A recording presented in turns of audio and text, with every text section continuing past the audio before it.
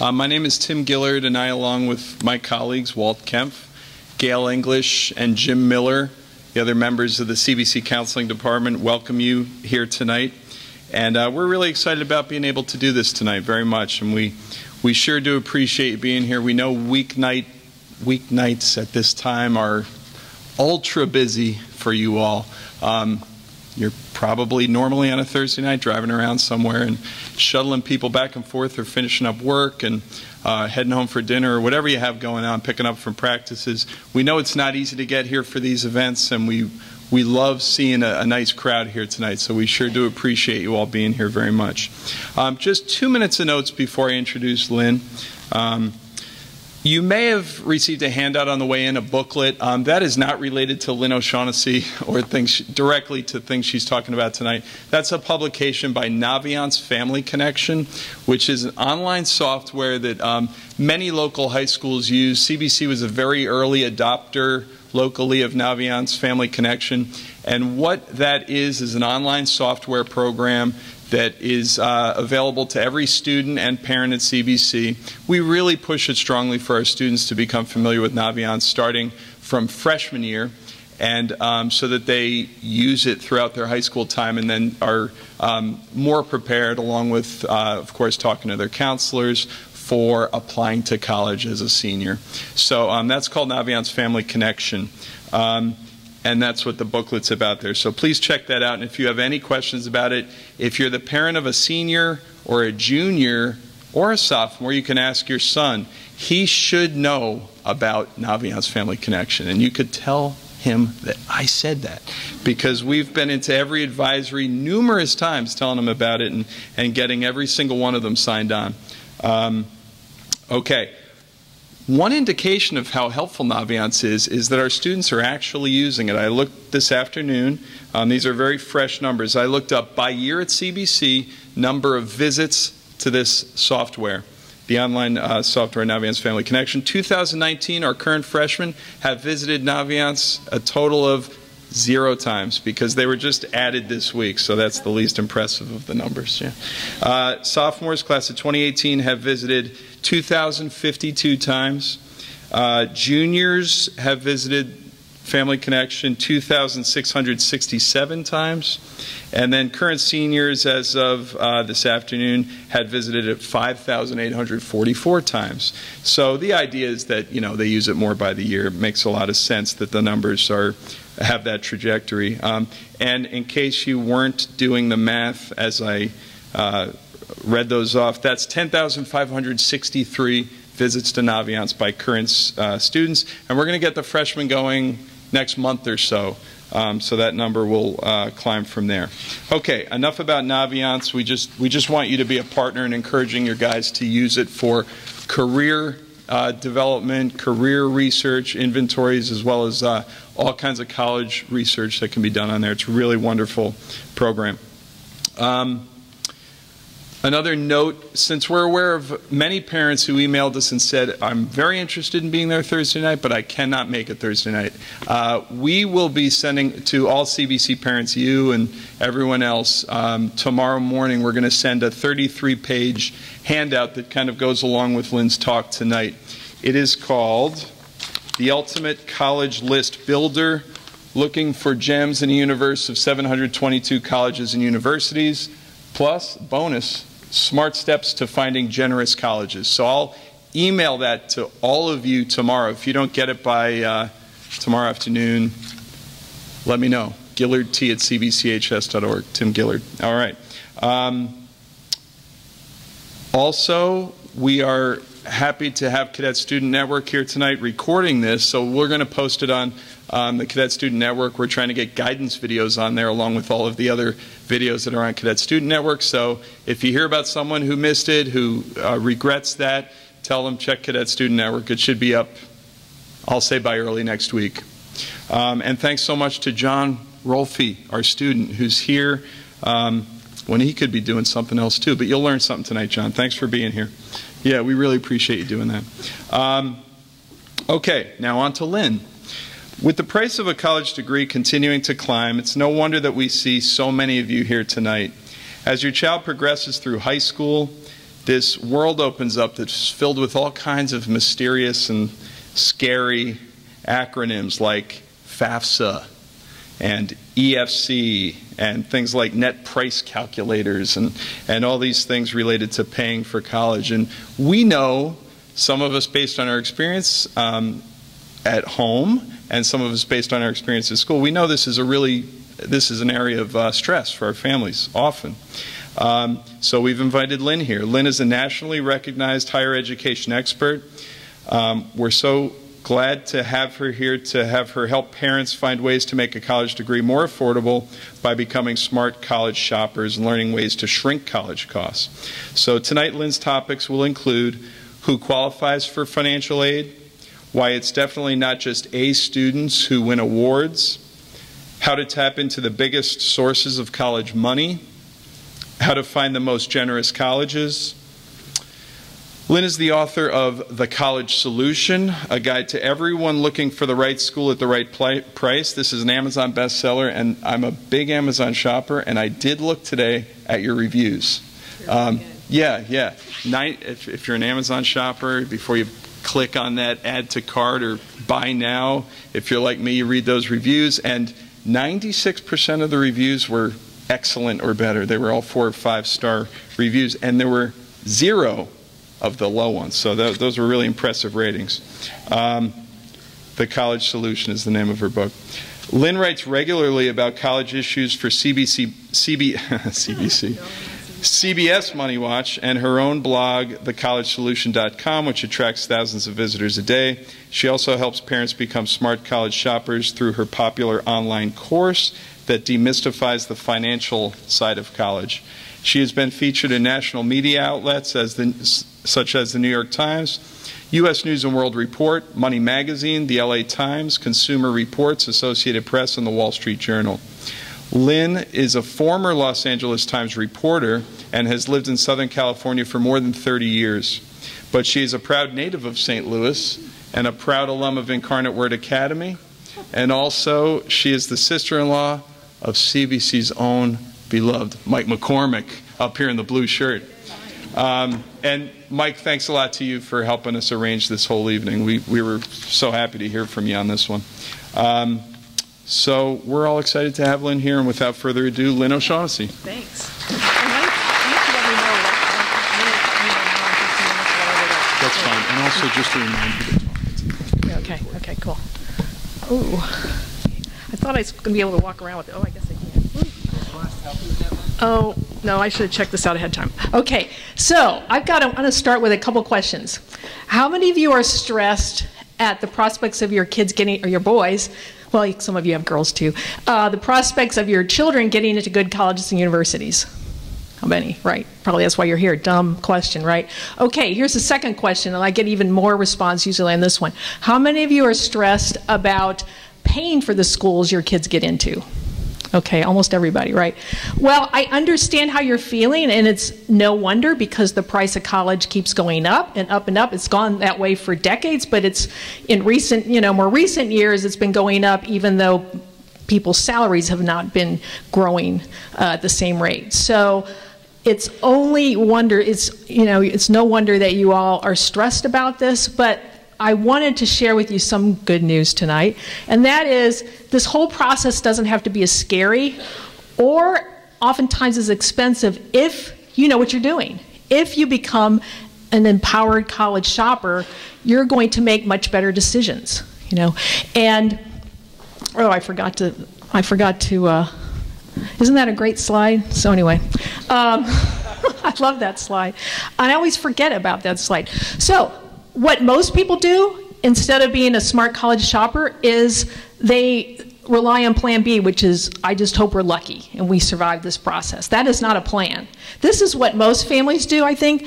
They let their kids apply wherever they want. They go to those college fairs, right, and their kids decide they like some schools better than others, and they have a list and they apply in the fall, right around, starting soon. And then people just hope that they get lucky when their acceptances come in and they get money, if it's need-based aid or merit aid. And frankly, that's not even a plan. to me. That is, you know, if you do that, sometimes you will get lucky, but oftentimes you won't. You know, when a child picks schools without any understanding if a school is going to give them money or not, and I'm not talking about sticker price, I'm just talking about, you know, being able to evaluate schools ahead of time to see, is this school going to give me financial aid, or if you're higher income, will they give me merit money? I mean, you really, there are ways. Luckily today, prices are becoming transparent. The only problem is that parents don't know that these tools are out here, and you can definitely not rely on schools to tell you this kind of stuff, you know. So what I want to do today is share with you some things to at least get you started to understand what's involved and what you need to know to protect yourself, and also find good schools that aren't going to kill you financially, right? Before I do that, I just wanted to share a little something about my kids. It's my son and daughter. I got involved in this when my daughter was actually in high school. We live in San Diego. That's my daughter in the middle. This was one of her last days at her girls' high school in San Diego, and they were very happy. So they were celebrating. She went to a very competitive, I can't believe that in San Diego County there's only one girls' school and only one boys' high school, which blows my mind. So I was very stressed about my kid getting into the girls' school, but she managed to do that. She had thought that she would go to University of California, Berkeley, where my husband had gotten his undergraduate degree. But I realized before Caitlin did, that was not going to happen because in the UC system, you have to be in the top 10% of your class, no matter what kind of high school you go to. And so she wasn't. There was a lot of bright girls at that school. So somebody at the time gave me this. I was freaking out about it because that's how it was going to be at all the top UC schools, like UCLA and others. So I was stressing out about it, and somebody gave me this book called Colleges That Change Lives. Has anybody seen that book? It's a great, okay, like 3 people, good. I would urge other people to do it. It's a wonderful little book. It's been around forever. It's been updated, but it's about all these liberal arts colleges that I had never heard of. I didn't even know what a college was. I just thought a college meant that not many kids wanted to go there. You know, I was just familiar with universities. They're very, very different animals, universities and colleges, and not enough people actually look at colleges. But I was reading this book. In fact, at a soccer tournament, I don't remember what happened at the soccer tournament. I remember what happened reading the book. And I began wondering, wow, maybe we should throw a wider net and look at schools, not just the ones that, not just the state schools. But then I thought, wow, these are going to cost more money, I would assume, or are they? Is my kid going to be good enough to get financial aid or merit aid? I had no idea. I had no idea about any of this, but I was a financial journalist. I'd been one for many, many years.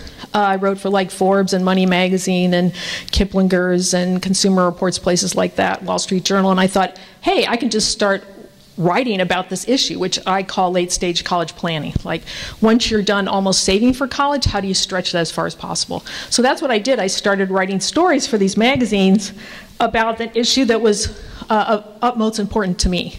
And what I realized is, yeah, there's a lot of students who are not going to pay full price. You just have to be smart about which schools you target. So my daughter ended up looking at state schools as well as private schools. She fell in love with some liberal arts colleges. Her top 2 choices were Dickinson College and Juniata College. Who's heard of either of those? Okay, hardly anybody. Wonderful, wonderful schools.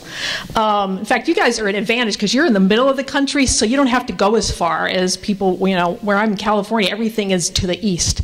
So anyway, she ended up going to Juniata College. That's her friend who actually went to her girls' high school too, and she was a Spanish major, an entrepreneur major. She ended up having no problems getting a wonderful job back in San Diego. She started in marketing at a toy company, and she's gotten serial promotions and raises, and she's now the head of marketing just 4 years out of college. My son, Ben, he's the one with the little hat on and his mortarboard. He went to Beloit College. Who's heard of Beloit? Okay, a few more. Fabulous school.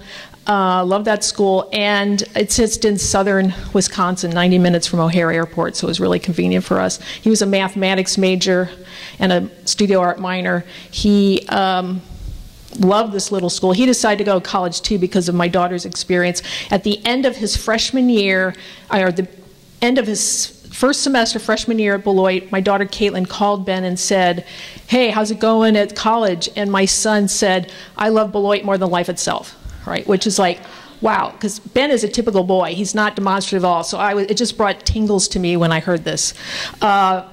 He decided to be a high school math teacher. He got his master's degree this past year, and he's teaching at a Denver public school system at an alternative school where everyone has been expelled who is in his classroom. So, but he's having a great time. Actually, he's really enjoying it, believe it or not.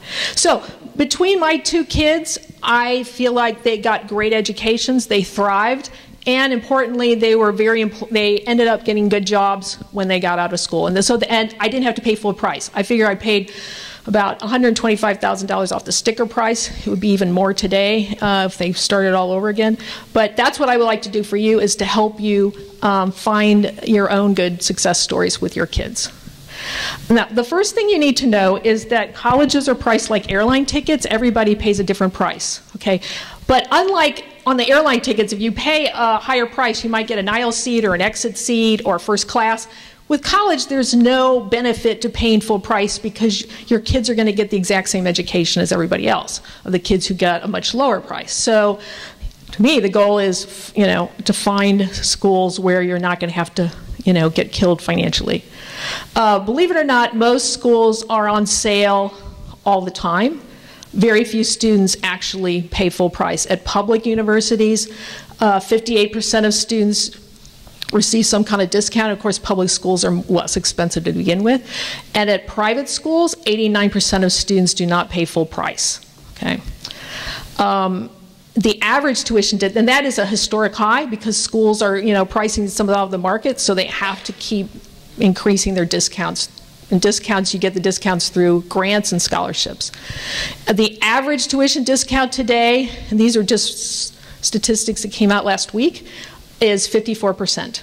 Okay, that's the average. So clearly, think about it. If 89% of students at private schools are getting discounts, that means it's not just the A students, right? It's not the A+ or even A or B+ students. Just about everybody is getting something at these private schools. And the reason is because it's a buyer's market. It really is at most schools, except the ones that everybody's heard of. Is it a buyer's market for the Ivy League schools? No. Is it at WashU? No. Is it at Stanford? No. But at most schools, if you look beyond the most elite research universities, and I have to tell you, research universities are not always the best place for undergrads. I firmly believe that. Then, yeah, there's a lot of schools. You just have to throw a wider net. Clearly, I think that it's important for families to understand the kind of schools out there, also to understand the different missions between, say, a college and a university and a master's level university and a research university. But there are definitely schools out there that you're not going to have to pay full price. Another thing you need to know is the source of money. The biggest source of money is the federal government, then the colleges themselves, then state governments, private scholarships. To understand what kind of money you could qualify for, it's important to know your expected family contribution and to use an expected family contribution calculator. How many have tried that?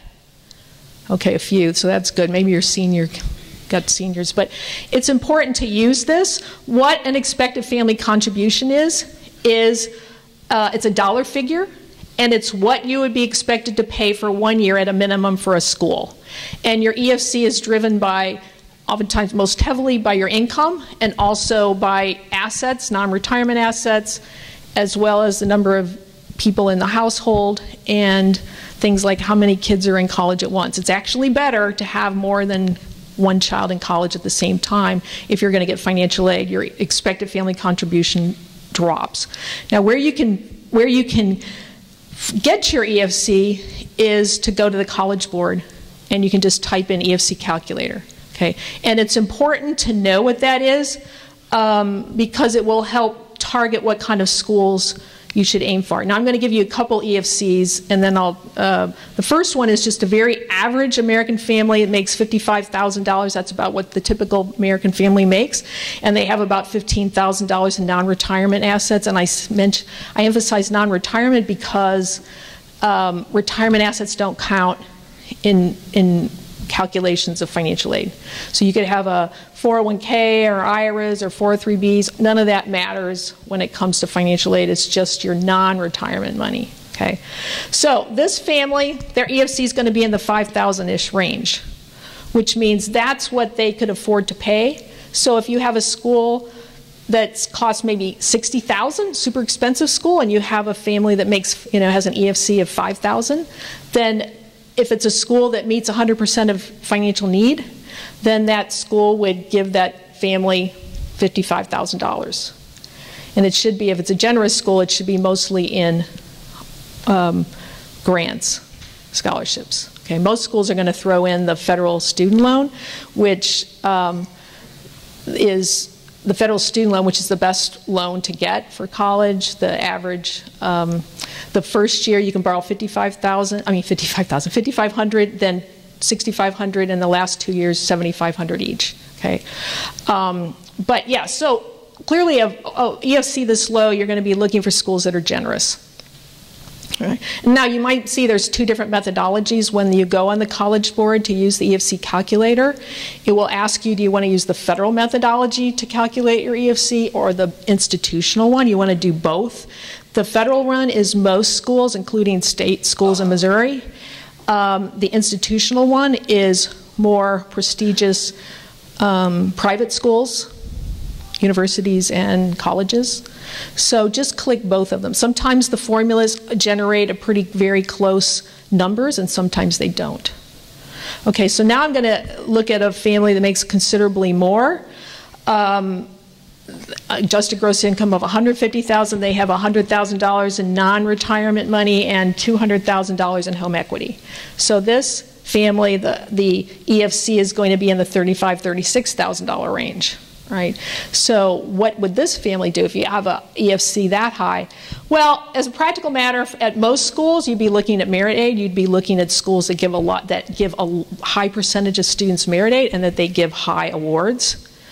But if this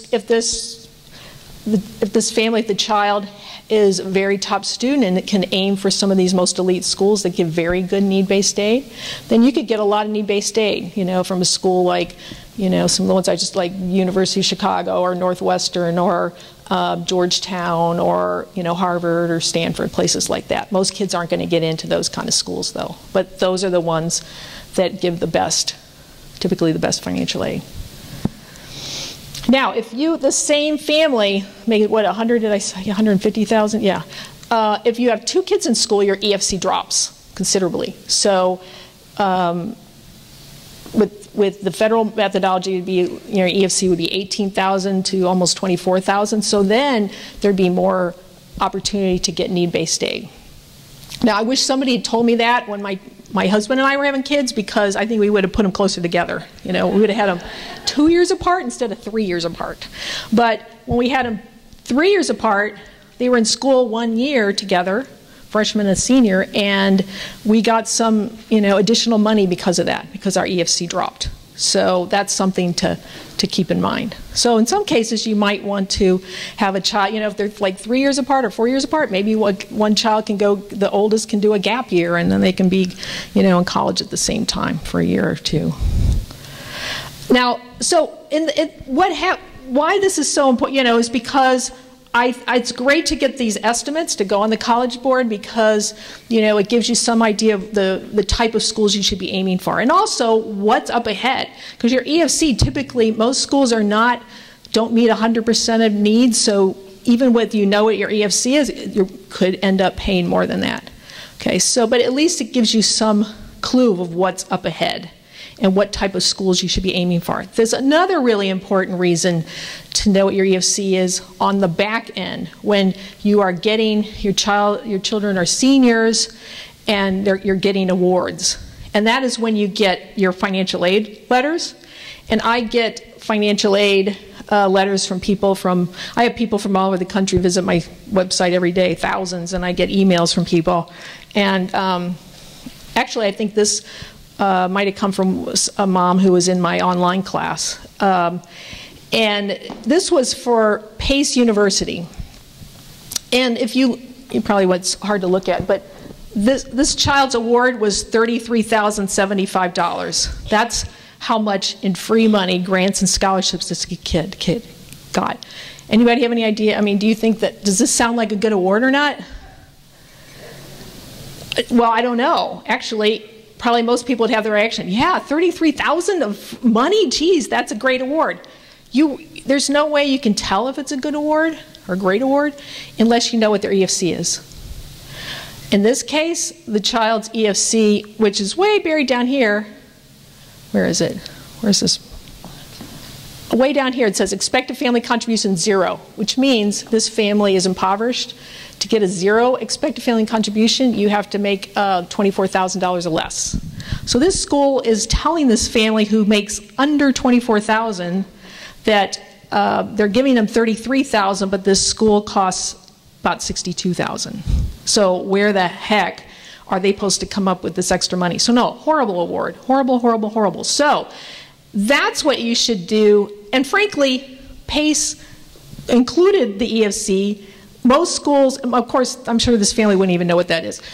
Most schools don't even include it. And so if you are applying to, you get a financial aid award back from a school, if they don't have that EFC on it, you need to contact them and say, hey, I need to know, what did you calculate my EFC? I need to know if this is a good award or not, okay? So, unfortunately, a lot of financial aid letters are very complicated. I think for schools intentionally so. They really don't want you to know. Sometimes they don't even identify the loans correctly or the cost of attendance or a lot of things. So anyway, that's something that you need to know about why you need an EFC at the beginning of your search and also at the end of your search. Okay. I want to talk a little about a couple of sources of, well, actually 3 sources of aid tonight. You know, the first one I was mentioning is the federal aid. And the biggest, as I said, that was the biggest source of money of all types of money, and that is because of the Pell Grant. That's a huge monster program, but to get the full Pell Grant, you need to make $24,000 or less, and that is what the Pell Grant is currently, $5,730. You can get the Pell Grant. Most of the people who get some type of Pell Grant, probably 92%, make about $40,000 or less. So you can get a partial amount. And also, partly it depends on not only your income, but how many people are in the household. There is another grant, the federal grant called the FSEOG grants. And it's, while the Pell Grant, anybody who applies, who qualifies, is going to get it, no matter when they apply for financial aid. This other federal grant, it's important to file as early as possible, after January 1st, which is when you can file for financial aid, because schools have a various amount of money, and when it runs out, it runs out. So be first come, first served for those who have the lowest EFCs. Another source of money that I think, unfortunately, many people feel is the biggest source of money, and it's the smallest source of money, is private scholarships, okay? I have people who email me every spring saying, hey, my child has gotten into this expensive school, now we need to, find scholarships to pay for it. And I just kind of shake my head, because that is not the way to do it. Okay, definitely not the way. The average private scholarship is $3,400 when you include the big scholarships like the Intel Science Competition and the Gates Millennium Scholarships, all the way down to the Lions Club and Kiwanis Club, places like that. Scholarship search engines are really mediocre. I have a friend who works at Money Magazine, and she took some teenagers a couple of summers ago and used some of the most popular search engines. And they just generate a lot. The teenagers who were doing this were generating a lot of mishits, mostly mishits. So you can't really count on those to be meaningful. What they do, they will capture your child's information and sell it to people. The better luck, if you're going to look at private scholarships, is local ones, regional ones, and also ones that require an essay, because kids don't want to write essays. But you can typically, and usually those local scholarships are not in these monster databases like FastWeb or CapEx or the College Board or scholarships.com. And there is a financial trap for those who qualify for private scholarships, and that is if, let's say, a child who's going to get need-based aid hustles and gets $1,000 from the Lions Club. They'll have to report that to the school, and the school will then reduce the aid package by $1,000, which makes you think, well, what's the point of even doing this? Well, what you hope happens is the school reduces the loan portion of the package, but a school could reduce the grant portion, or it can do half and half, or it can do whatever it wants. So that is something, if you are going to qualify for financial aid, you should ask schools that your child's interested in, what is your policy in terms of how you handle outside private scholarships? Okay. And sometimes you can negotiate it too. You can ask, plead your case about why, the scholarship should not reduce, the grant portion of your award.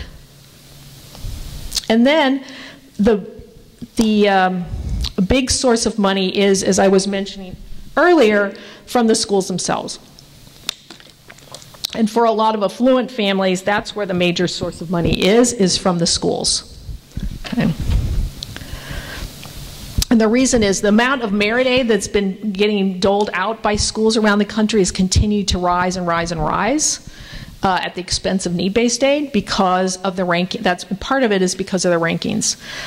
Colleges, state schools, as well as private schools are really obsessed with the rankings, wanting to go up in the rankings and certainly not drop down in the rankings. How do they do that? They have to give out merit money to get kids. Like I said before, most people think if you just read the headlines that most colleges are rejecting most students. That is so not the case. Most schools have to work hard to attract students to fill their slots every year. In fact, every year, this trade publication, Inside Higher Ed, does a survey of private and state senior admission administrators, and every year the same thing happens. About 60% of these admission directors say they did not meet their freshman totals for the year. Okay, and about the last survey last year, the new one's coming out in a couple weeks when I go to this conference in San Diego.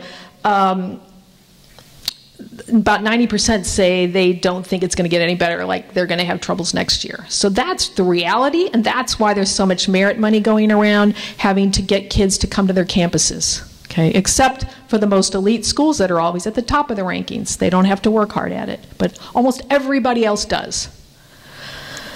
So I'm going to talk a little bit about state universities and then private schools in terms of looking a little closer into their policies.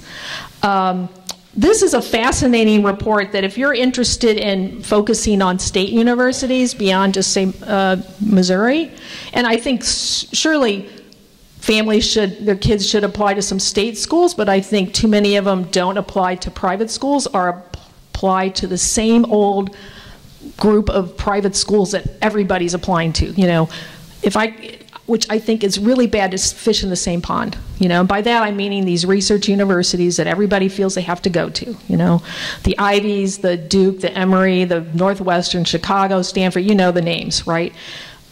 Throw a wider net, people, because those schools, well, one, they're not all they're cracked up to be, and two, there's so many great schools out there, and most kids are not going to get into these ones, the brand name research universities. It's just the odds are bad because everybody in schools like CBC, schools all over the country, they are all applying to the same schools. And I think that's why there's so much stress out there, because they feel like there's only 2 or 3 dozen schools in this country worth going to, which is absurd, okay? Totally absurd. But anyway, I digress.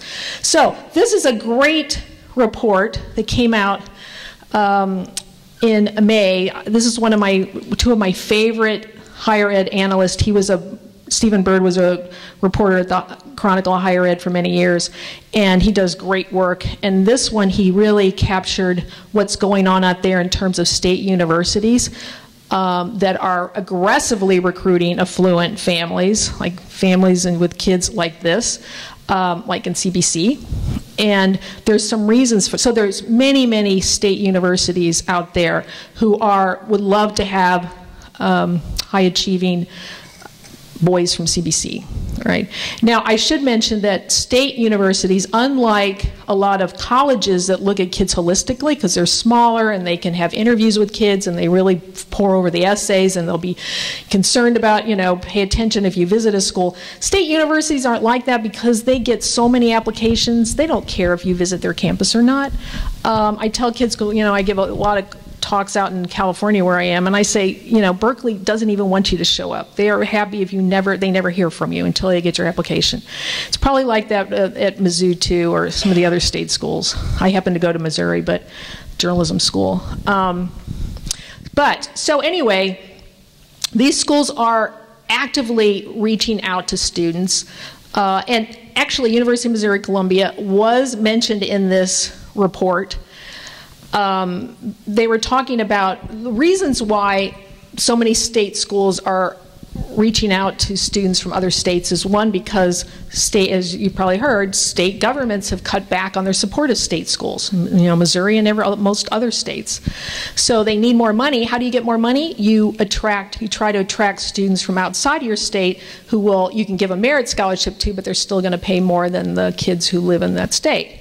The other reason is because of U.S. News and World Reports. They want to inch up in the rankings, so they want to get kids with higher academic profiles. And then the other reason is because since everybody else is doing it, anybody who's sitting on the sidelines is going to feel forced to do it. And that's why there was an example of Mizzou, which wasn't giving as many or as high a merit scholarships to students here. So other flagship schools saw that as an opportunity and have been aggressively recruiting in this state, like South Carolina, Kentucky, Arkansas, Minnesota, you know. And so Mizzou is going, wow, all these kids we're getting, you know, poached. Our state's getting poached by these other flagships, so we have to up our merit awards. So Mizzou did, and then they started more, I guess, upped up their game and started poaching kids from other states, including Illinois. So now, you know, University of Illinois doesn't have as good a merit scholarship, so Mizzou's been taking advantage of that, and now 20% of students at Mizzou are from Illinois. So it's just this dog-eat-dog competition out there. Okay. Now I should say that while it's a dog-eat-dog competition, there are some schools, the same old ones that everybody, if they're on a dream list, state schools are on a dream list, it's like schools kind of like this, right? Those schools do not have to work hard to attract students because people think, ooh, there's something very special about these schools, and my kid wants to go to Berkeley or UCLA or Virginia or Michigan, right? Or Colorado because of the skiing, or Vermont for the skiing. So anyway, guess what? This is supply and demand. If schools don't really want to give money unless they have to. Most schools do. Those that don't, like a school like Berkeley, they don't have to. So they will get kids who will pay obscene amounts of money, close to $60,000, to go to a state school because it's got the brand name. So if you're trying to look for bargains, there's a lot of schools, I'm sure, that would love your kids, state schools. But if you're expecting to get money from these kind of schools up on the screen, you can forget it. You're going to probably pay full price, a really inflated, private school price for a public school education. And some of these schools you might get a little merit aid, likely that you won't. So that's just the reality. If you're aiming at schools that everybody else is, if you're aiming at what I call sweatshirt schools, that people recognize them on the sweatshirt, that you can brag about at a cocktail party, you're going to pay a lot of money, typically. Okay. Okay, I'm going to talk about private colleges and universities. Of course, one of the things I've already said is, and I'm passionate about this, is throw a wider net. And in fact, this handout that you're going to get focuses on this. When you look at schools that give discounts, nearly 94% of colleges give discounts to students. At doctoral level universities, it's 88%. By that I mean our doctoral comprehensive. Those are not research universities, they're master's level universities typically, where there aren't many PhD programs. So they aren't as well known. Research universities are the ones that have, get all the glory, who have the brand names. And it's reflected in this. Research universities, 66% of students get discounts. So they don't have to try as hard because kids want to go to those research universities. Here's just, and this is the cover of what you're going to get. The Ultimate College List Builder. I read somewhere that you should put ultimate in things, so that's why I throw that in. But I'm like, okay, sure. So I found this was fascinating. What I did is I ran, there's a federal database, U.S. Department of Education, and I ran a list of schools which the requirements were they had to be a private or a nonprofit or a state school. It had to have at least a 4-year grad rate of 33%, which might seem super low, but that is the average state university grad rate in this country, which is, you might find very shocking. So anyway, I put it that, and so I ran the numbers, and what was fascinating, it's not that I didn't already know it, but it's interesting when you see these percentages. This is the percentage of students at these research universities that get any kind of money from the school. I find it shocking that at Tufts, 64% of students paid full price. At WashU, it's 53%. So who's paying full price? Rich students, because those are the ones who mostly go to these schools, is very rich students. That's who these schools educate. And if you get into these schools and you need financial aid, it's a great deal. Okay, you get a lot of money. You will get whatever your EFC is. They will meet 100% of the gap between what the school costs and what your EFC is. But if you are high income and you're not getting any need-based aid, chances are you're going to get nothing from these schools. You're going to pay $250,000, so that's just something you need to know. If you're looking at these schools and your kids beat the considerable odds of getting into these schools, get out your wallet. Okay, you need to understand that. These schools are really, because they attract so many rich students, they don't have to give them any money because they get plenty of them. Once again, it's supply and demand. So the schools that don't give any merit aid, these are some of them, are the schools that are most highly ranked in U.S. News and World Report. Now, these schools will say, well, we don't give merit aid because we focus on need-based aid. They could give money to everybody, but they don't because they don't have to, because they're at the top of the rankings, and affluent families will look at that and think if you're in the top 10 of colleges or research universities, they're magical places, and it's worth $250,000 to pay for these. Okay, that's just the perception. But as I said, if you are middle class, lower income, if you have a lower EFC and you get into schools like this, these are fabulous places. You're going to get a great education, and you're not going to, your families can afford it because the financial aid is so good. Okay. So I've showed you the research universities. Now I'm going to show you master's level schools that have to work harder because people, one, that's not on their dream list, and two, they don't have a national reputation, right? So if you see, and here's some, Catholic schools in there too, at schools like this, almost everybody gets money, right? Gets some kind of money. Now, whether it's going to be enough or not, that's another question entirely. I'm going to talk about that. But you can see that just about everybody, if you show up, you get something from these schools. Now, I threw in Denver, or it's actually University of Denver.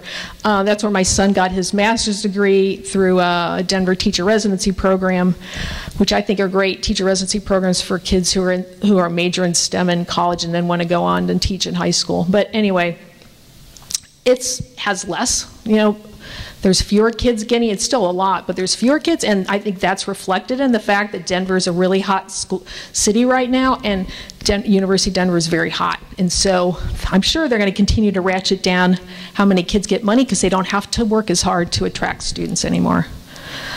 And then here's some liberal arts colleges. As I mentioned, 94% of students at liberal arts colleges get money from schools. I included my daughter's school, Juniata College, and my son's school, Beloit. Everybody gets something, just about everyone. I happen to think liberal arts colleges are amazing places for undergrads. These are just all Midwestern liberal arts colleges. And there's just a tremendous amount. I am always telling kids in California, or parents, oh my gosh, there are so many great schools, liberal arts colleges in the Midwest that are just phenomenal. And you guys are, there's so many of them here, and most people, sadly, don't even know about them.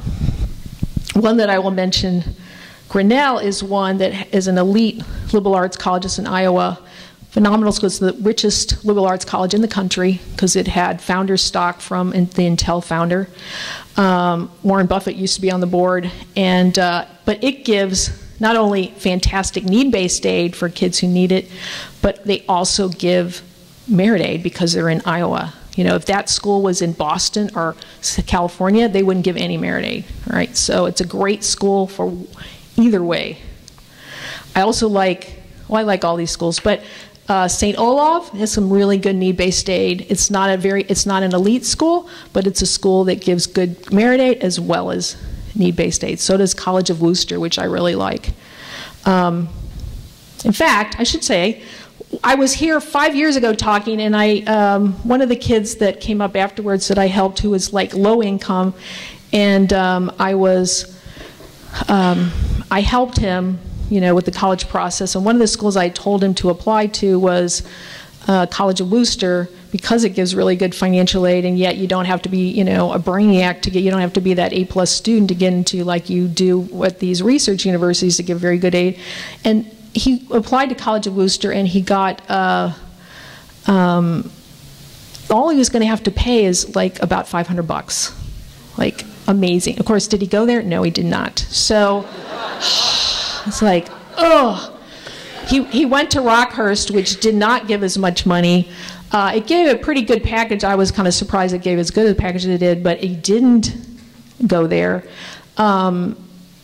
And then the next year he was in a panic because he didn't have enough money. The aid package dropped some, and he was, to his credit, man, that kid hustled, and he found the money to do it. And because he was going to go back, he says, could I talk to College of Wooster again? And they actually were going to take him back. Amazing, it's an amazing school.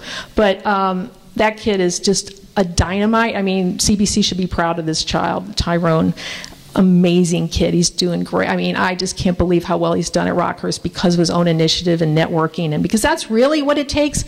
It's not where you go to school that matters, it's what you do at wherever you land. And Tyrone is one of the best examples I've ever seen of someone who has made the most of it. He's networked, he's met alumni, he's gone, I mean, he's had these internships at banks. He's an incredible kid. But, so he made it work. Just cost a little more money for him, but he made it work. Now, the merit awards that you can get at different schools will vary. I was just talking about Grinnell, for instance. It's, you know, $18,000 a year is your typical one for an elite school.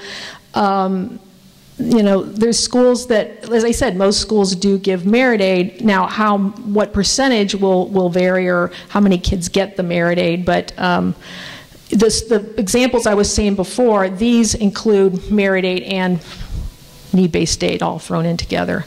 There are ways to find out a breakdown of merit versus need that I'm going to talk to you about. And then these are some Midwest schools. I did this slide for you guys. Some Midwest schools with top financial aid. Now there's some few others, but these are the ones that mostly came to mind for me. Wash U would be on this list also, except I'm using them as another example. But these are schools that meet 100% or close to it financial aid. So if you have financial aid, these are awesome Midwest schools to look at. Okay, great schools. I should mention those. Some of them, University of Notre Dame, they don't take many low-income kids, which shame on them. They have one of the top endowments in the whole country. And in fact, I went to and they have a very low, one of the lowest percentages of Pell Grant kids, low-income kids in the whole country. I went up to at a college fair once in New Jersey. I was there, and I saw the admission director of Notre Dame was standing there by himself, and I went up and I said, hey, you know, what's the deal? Why do you take so many low-income students here at Catholic University? And he just kind of looked at me. He was stunned. I don't know if he was stunned because he didn't know the answer or that I was being impudent to ask him this, but anyway, he never did tell me, he just said, oh, call somebody else in Indiana, okay, because I can't talk to you about that. So anyway, the other thing you need to be aware of, though, is a lot of schools in cities on the coast that aren't the most elite schools, because, you know, like the Ivies, for instance, the most elite, the highest ranked schools give very good need-based aid and like next to nothing merit aid or none. There's all these other schools, universities, that are typically in cities on the coast that give very poor financial aid. They give merit aid, but how much is going to vary? You know, NYU goes hardly any merit aid, and then also horrible need-based aid. This is a percentage of need they say they meet. You know, ideally you want the 100% of financial need met. These are schools that give far below that, and also their formulas can be they can tweak them so they can be very stingy in terms of how much they think you should get and then how much they're going to give you. So if whether you're affluent and you haven't saved $250,000, which most people haven't, or you're lower income, middle income, and you're looking for a lot of financial aid, you got to be careful about universities, you know, in major cities, okay? And that includes a lot of Catholic universities, frankly, which I'm sad to say. In fact, I did a story about this whole issue back in January. If you Google stingy Catholic universities, you'll find my post on this. It's, you know, and I you know, went through Catholic schools. I just feel like Catholic universities should do a better job of this. My own dad, for instance, we will always be grateful for the Jesuits because he was this poor kid in St. Cronin's Parish. The pastor got him, talked to somebody at St. Louis U High, told him, here's a dirt poor kid with a lot of promise. The Jesuits took him in, gave him almost a free education, you know, and his brother and sister never did do anything beyond high school. My dad went on to become an engineer. He went to St. Louis U and then pursued his master's degree and MBA at St. Louis U and Wash U. So I can see what happens when somebody, you know, gives a kid a chance. So I just think these schools should be doing a better job, but, you know, I mean, as I said, they will give some merit money, these schools, but the need-based aid is usually pretty poor. So where are the values? You're sitting here. You're in the middle of the epicenter of, there's some values here. When, you know, when I show this in the West Coast, everybody groans. Like, are you kidding me? But anyway, there are some great values in most of the country. One reason is because the prices off the coast typically can be, for most schools, not the most elite schools like WashU, there's not a sticker price break, but they can be $10,000, $15,000, $20,000, $25,000 less to begin with, some of these schools. And then need-based aid or merit aid on top of that. Then I want to talk briefly about athletic scholarships. I wish there was as many people here as where the lacrosse meeting down the road. I don't know if you passed that. Was a ton of parents over the lacrosse meeting. And I'm like, wow, people, come over here because you're not getting lacrosse scholarships. But, you know, I don't know. It's true. It's so freaking true. But anyway, the chances of getting scholarships is about 2% for most sports, right? The biggest sport for men is football, less than 15,000 athletic scholarships. For women, the most popular sport is track, you know, about 603,000 women, girls, and less than 10,000 track scholarships, okay? There are, I should say, the big money is in head count sports. If you're going to Division I, if you're going to get your best chance for a full ride, those mythical full rides, they're mythical in most sports, but in head count sports, these are the ones. There's more women's sports just because football takes so many scholarships. You either get, if you get in Division I at these head count sports, you either get a full ride or nothing. Okay, so there are guys who are on, you know, Duke's basketball team. Did they win the March Madness? Was it that? I don't know who won March Madness this year. Well, whatever. I'm just going to assume they did.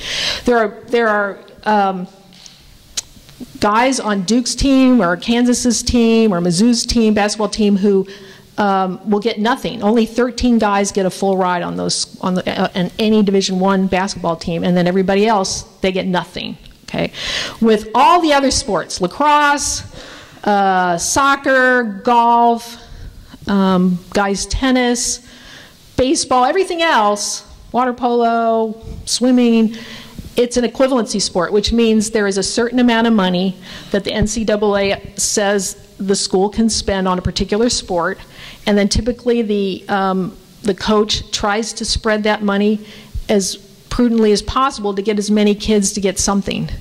But so splitting these up, it can end up, you can get a scholarship that may cover just books. You know, I mean, the big money is through financial aid and merit scholarships, not sports. I should mention, though, that another source of money is well, it's not a source of money directly, Division III, like the schools my children went to. There's no athletic money, but these schools have, as you saw, lots of kids get merit aid and financial aid at these schools. You know, in fact, my daughter was a soccer player, and she played varsity all 4 years at her school, her college. Well, 3 years, because she was at University of Barcelona for a year. But you can actually be more than an athlete if you are on Division III. You can do other things. Like if she had been a Division I athlete, she could not have gone to University of Barcelona for a year. They would have said, no way, you can't go. But you just have more freedom. You can be more of a student if you're Division III. For those of you who are interested in learning more about the athletic scholarships, I would suggest going to scholarshipstats.com. It's a great site. In fact, you can even look at scholarships from individual schools, what the average are for different sports. Okay, so that's, I think, worth checking out if that's something that interests you. Now, I wanted to also talk about a tool that I think is really, it's a great website for researching schools, the generosity of schools, and that is the College Board. How many people have been on the College Board website? Okay, not many. It's a good site. I hope so. The college counselor, yeah, that's good. One of the things that I like to do on the College Board is look at, you know, in fact, in my class, I do this online with people, and I show them how to do it, but I don't have the internet tonight, unfortunately, so I'm just going to have to do these screenshots. But you can call up a school. I'm called up WashU, and then you're going to click on financial aid by the numbers, and you can see what percentage of financial need the school meets. This is 100%. That's as good as it gets. I was talking about that, how some elite schools meet 100% of financial need. And then down here you can see, almost everybody almost all undergraduates got their full need met. You know, ideally it would be 100%, but I'm surprised WashU doesn't have it 100%, but it's very close. And then you can see what the average need-based scholarship is. So that's for kids who have financial need. That's what the average student who goes to WashU who has financial need, that's how much their need-based scholarship, their need-based financial aid package is worth in grants. And now, for those of you who aren't going to qualify for financial aid, you're high income, this is the average merit scholarship at WashU. It's under $12,000, okay, or a little over $11,000. Now, and you keep in mind that I had that WashU in the slide earlier, and it was, you know, more than half of students pay full price. So there aren't many merit scholarships at WashU, okay, and I think I don't know for sure, but I assume that they've been lowering over the years. They lowered it because they used to give more to attract kids from the coast who went, I don't want to go to St. Louis. So now that WashU has become hot, they can scale back those merit aids. That's I'm guessing, but I'm pretty sure that's probably what's going on or has gone on. Now let's look at St. Louis University in comparison. This is this is one of those stingy Catholic schools. My dad's alma mater, but you can see it meets only 73% of need. That's not good, okay? And look at how many kids get their full need met, 24%. That's not good. The average need-based package is under $22,000. Not nearly as good as WashU's. But they do give merit aid. In fact, they give probably merit aid to most students because they have to try harder to get students to come to St. Louis University. So they do give rich students money. Okay, so that's just a reality. This can be a school, it could be a good option for somebody who's high income and gets a merit award, but this is a school that you have to be very careful about if you need a lot of help, because chances are this school is not going to come through for you and provide the kind of financial assistance that you need. Okay. Okay, so the next tool I want to talk about is the net price calculators. Okay. Net price calculators are a great tool. Most people don't know about them. Oh, and I should mention, I forgot I was going to, if anybody, I have a monthly newsletter. If anybody wants that, if we can pass this around and you can sign up for that. I forget about this sometimes, but if you want to do that, print carefully, because if I can't read it, then it's going to get bounced. Thanks, Tim. Okay, so net price calculators are great tools. Anybody use these? Okay, 3 people. Okay, that's not good, but it's good for the 3 that use them. These are a great tool that was mandated by the federal government back in 2011. And what they do is, it's really a revolutionary tool. It's helping to make college pricing more transparent. Okay, and it's doing that by, what this calculator does is you're going to use some of the same information that you're going to use when you use the EFC calculator. You're going to need to know what we should ideally have your income tax return and pull figures off your income tax return, okay? And also you're going to need to share information about your non-retirement money, okay? And if it's a good calculator that at a school that gives merit scholarships, then you should be supplying your child's academic statistics like GPA and test scores, right? So you load all that into this online calculator, and then the calculator will determine, all right, is this child qualify for any federal aid, any state of the Missouri aid, or if it's a Missouri, if you're applying to a Missouri school, any institutional money from the school itself. Okay, it adds all that up, and then it subtracts it from the cost of the school, and that's your net price. Okay, so these can be very, very valuable to use. In fact, I say I wouldn't have let my kids do that. I mean, they weren't around when we were applying. They were just they were after my kids were in college, but. I would not let my kids apply anywhere if I hadn't run the net price calculator, because you don't want to just let your kids apply anywhere and keep your fingers crossed or pray and hope that when you get the award letter, it's going to be a good one. You need to be strategic and go, all right, let's use the net price calculator of this school and see if this is in the ballpark or not, or should we keep looking for schools?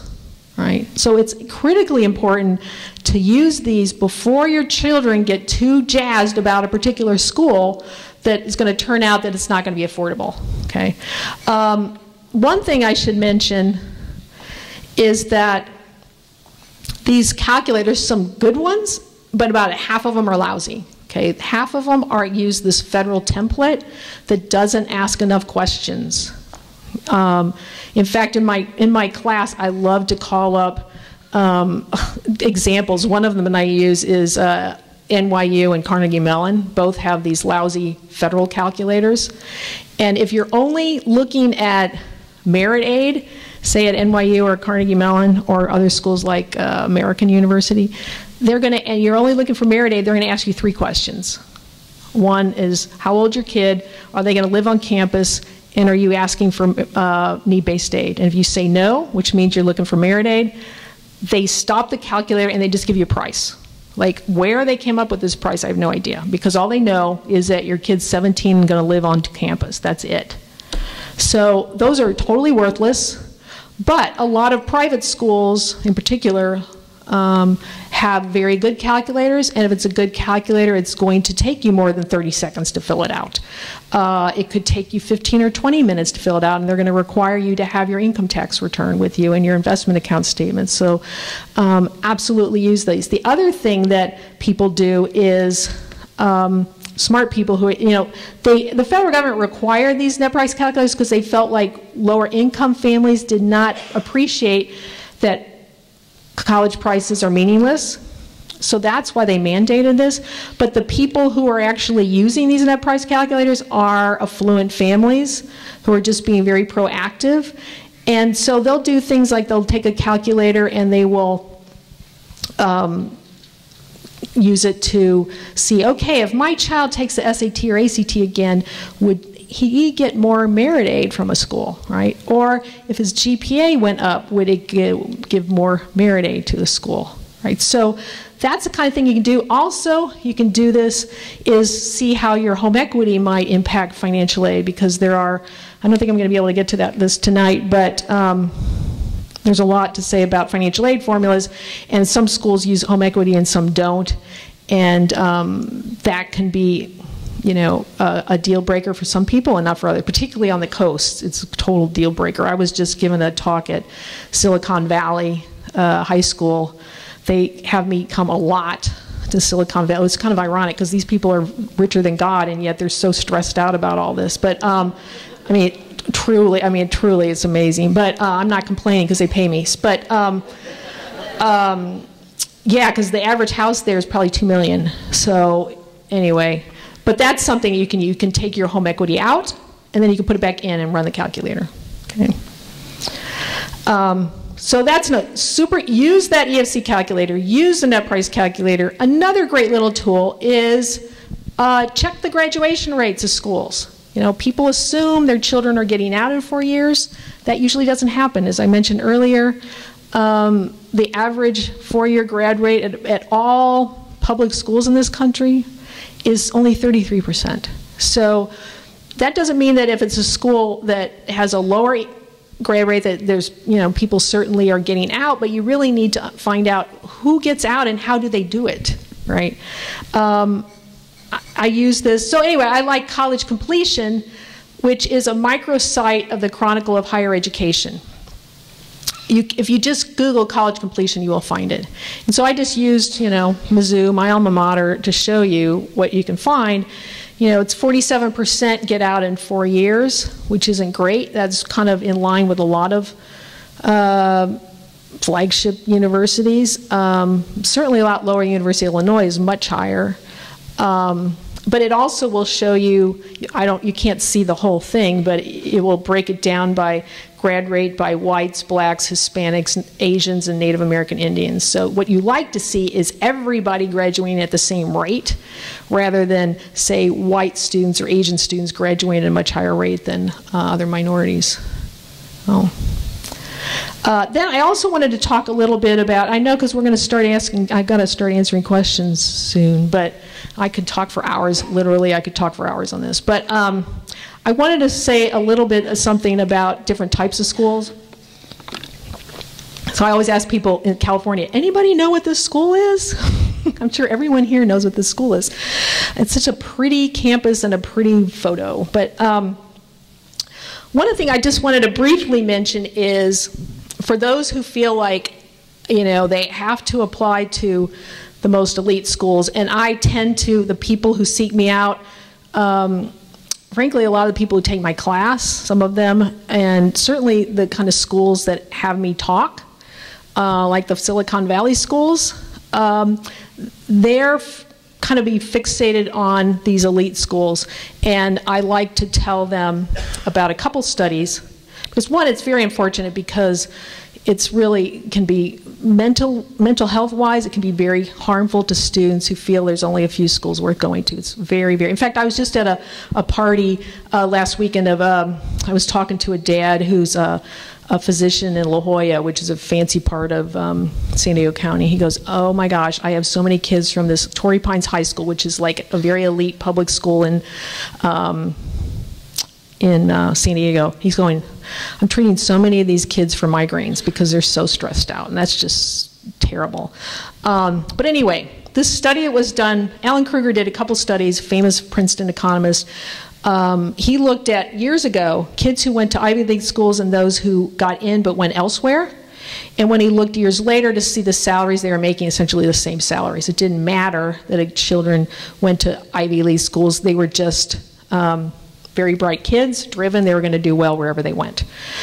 Then, which I thought was even more compelling, he did a study that was released in 2011, and he looked at students who got into Ivy League schools and those who got rejected by every Ivy League school except they had the same academic profile, same high test scores, GPA, very good students, but they got rejected like most kids do. So when he looked at those, the salaries of those two groups, they were making essentially the same salaries. And then he brought the older study up to current level, the current time, and it was the same thing. It's not the schools themselves that are so special, it's the kids. They're going to do well. And there was exceptions. The kids who clearly did better by going to Ivy League schools were those who were minorities and first-generation students. But for everybody else, made no difference. Okay. In fact, he said, the average test score at the most selective college that students applied to turns out to be a better predictor of their earnings than the average SAT score of wherever they attended. Another something that I think is important to know is about the rankings. I used to write for U.S. News and World Report. I stopped because I think the rankings are so horribly destructive and flawed beyond belief. So I refuse to write for them anymore. But there's this great story, and in fact, I do talk about this a little bit in my class. But this was a great article that was written in 2011 by Malcolm Gladwell, who probably a lot of you have heard of. This was a New Yorker story that he wrote about college rankings that I would urge you to read. If you just Google New Yorker and college rankings, you'll find it. And one of the anecdotes he has in this story that I loved was this former Supreme Court justice in the state of Michigan had surveyed, I think, at least 100 of his peers in the legal community and asked them, okay, please rank these 10 law schools, 1 to 10. There was some public law schools, some private law schools, and he, when he got the results back, he saw that Penn State's law school was right in the middle. People said it was about, when you're looking at all 10 of them, it's in the middle. Except at the time, Penn State didn't have a law school.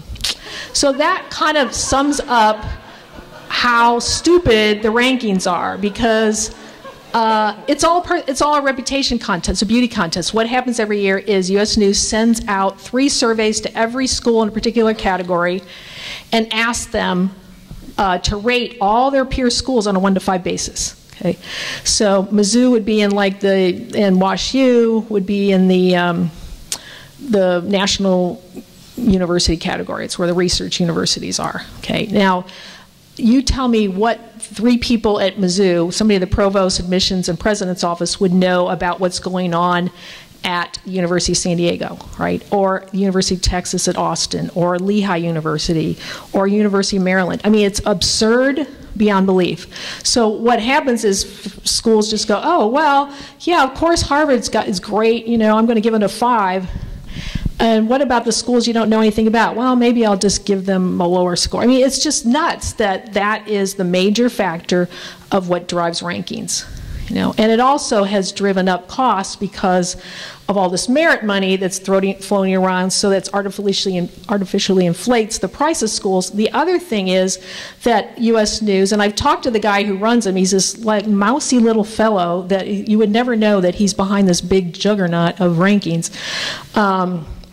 His name is Bob Morris, and I've asked him before, why, Bob, don't you rate schools based on how much debt kids are getting out of? Why isn't that a factor? Because it isn't a factor, schools can charge obscene amounts of money. Kids could be getting out with way high debt, and it won't impact the rankings.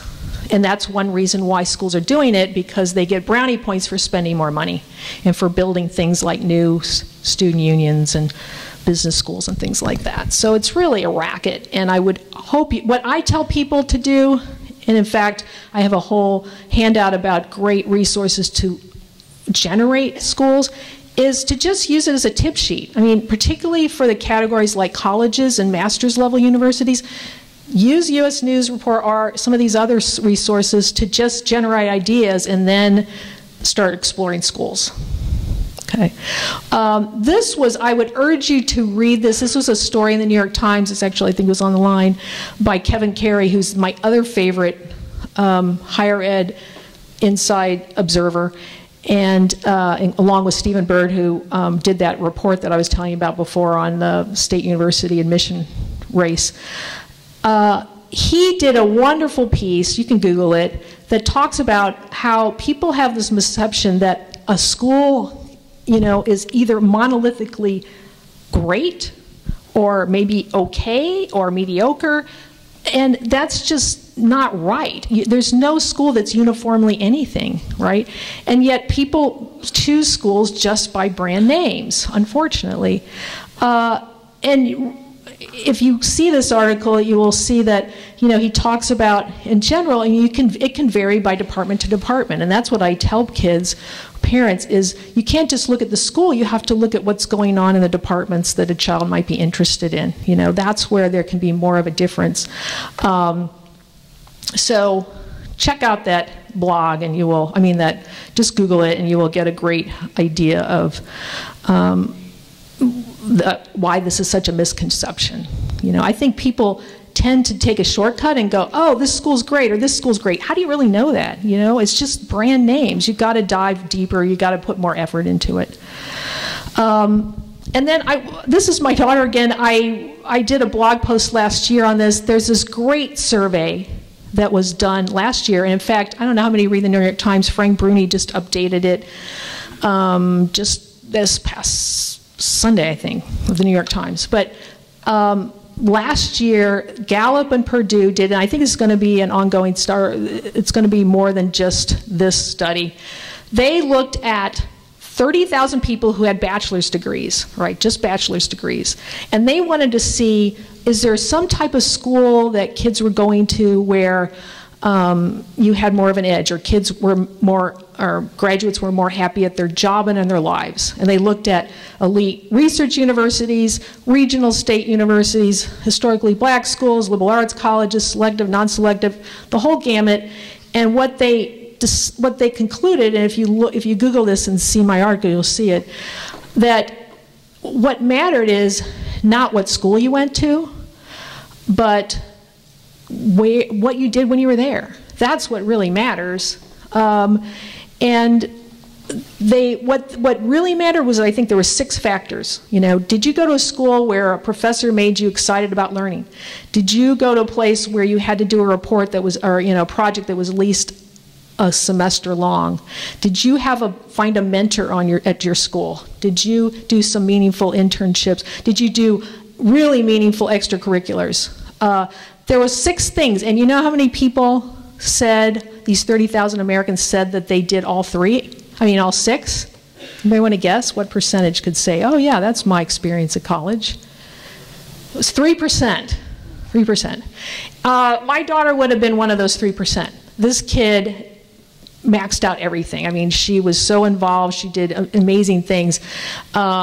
And no surprise, she's done really well. She went to a school people don't even know how to pronounce, Juniata, and it was 3 hours from the nearest city, for gosh sakes, Pittsburgh. And yet she had a great experience, made the most of it, and she's got a fabulous job. So I think people need to just kind of take a deep breath and not worry so much about where your kid's going to go to school, but what they're going to do when they get there. You know, how are they going to make the most of wherever they go? And I can tell you that that was my experience. It was a long time ago. I went to school, but I started UMSL, which was just a block and a half away. I lived on the street that connects Incarnate Word with UMSL.